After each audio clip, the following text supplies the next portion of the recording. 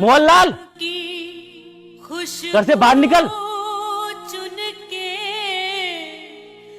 या तो मुझे मेरा कर्जा दे या फिर ये घर मुझे दे।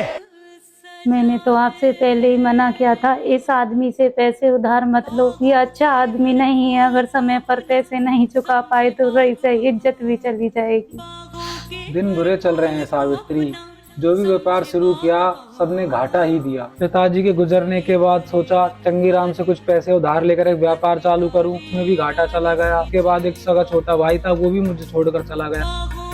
अब ये वक्त से पहले पैसे मांग रहा है, तो बताओ इसको कहाँ से दूं अपने पैसे। बाहर निकल, तुझे पैसे देने ही पड़ेंगे। आज तो इसकी इतनी बेइज्जती करेंगे कि ये घर इसको अपने नाम कराना ही पड़ेगा।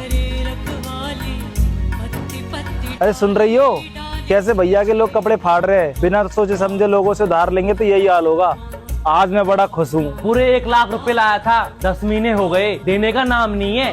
बाहर पूरा मोहल्ला खड़ा होकर हमारी हंसी उड़ा रहा होगा। हे भगवान, ये दिन दिखाने से पहले तो मुझे मौत ही दे दे तू। अरे तू बाहर आ रहा है या फिर मैं अंदर आऊँ?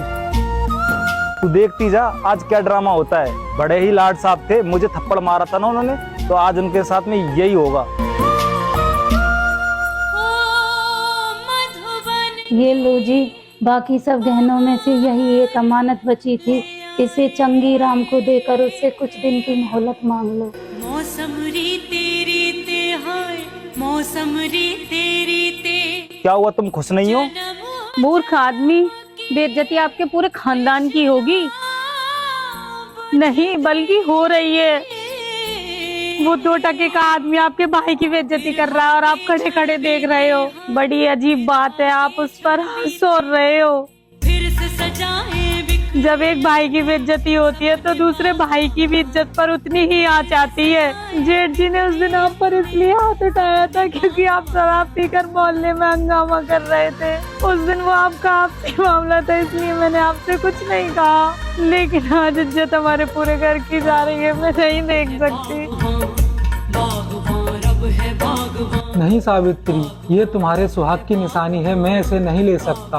मैं चंगी राम से वैसे ही हाथ पैर जोड़कर कुछ दिनों की मोहलत ले लूंगा, मैं इसे नहीं ले सकता सावित्री। मेरा सुहाग तो आप हो जी, मैं आपको झुकते हुए नहीं देख सकती। इससे अच्छा तो यह है कि मैं इस मंगलसूत्र का ही त्याग कर दूं।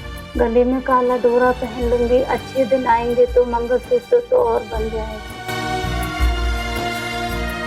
तुम ठीक कहती हो, मुझसे बहुत बड़ी गलती हुई है, लेकिन अब तुम ही बताओ क्या करना है। करना क्या है, आप भी एक लट उठा लो, मैं भी एक लट उठा लेती हूँ, देखते हैं वो कितने बड़े सूरमा है। चलो ठीक है, अलमारी में 1 लाख रुपए पड़े हैं, उन्हें भी लेकर चलो।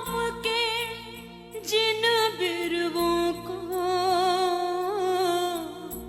हमने दिखाई राह, आज पूरे पैसे चाहिए, मूल भी और ब्याज भी। उनके मन में तनिक नहीं पर। क्यों बे, इस तरह हमारे घर में क्यों आया तू? मैं तो अपनी वसूली लेने आया था। उधारी वसूल करने का ये कौन सा तरीका है? देखे बागवान पैसे नहीं मिल रहे तो पुलिस लेकर आ, कोर्ट में जा।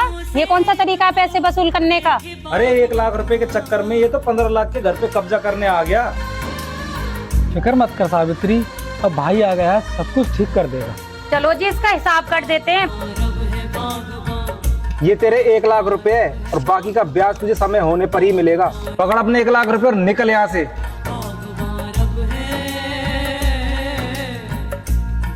तेरा ये एहसान मैं जिंदगी भर नहीं भूलूंगा छोटे। मुझे माफ कर दो भैया, मुझे तो 3 साल पहले ही आ जाना चाहिए था जब आपका व्यापार डूब रहा था। मैं तो आज भी आपसे राजी नहीं था। अगर एहसान मानना है तो अपनी बहू का मानो, जिसने मुझे सोए हुए को जगाया।